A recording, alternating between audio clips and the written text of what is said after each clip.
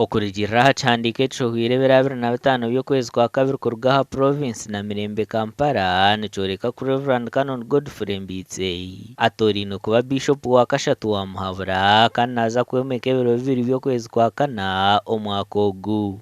Bishop Mbitse nazo mbigere bya Bishop Kuranuma Mugisha owahumwire emirimo y'omwaka oguhwire kandi obira amazire emyaka 15 mbuhereza. Canon Godfrey Mbitse has a very rich background. He started as a lay reader, then he became a priest. He has served in different followers, now been an archdeacon of one of the archdeacons that form the Diocese of Muhabura. He's been a missions coordinator of the Diocese of Muhabura. He is the chairperson of the House of Clergy.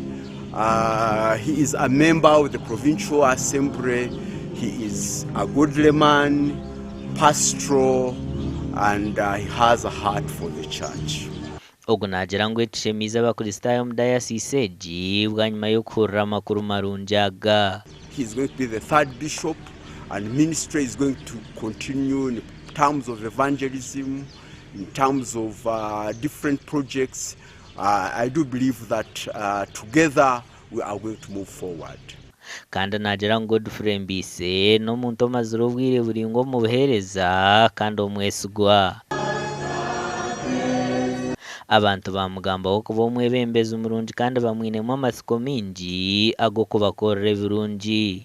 Twanezerewe Archbishop turamushima agateeko ke kubera twari twifuza bishop no kubyo mpamvu turashima Imana cyane yaduhaye bishop elect.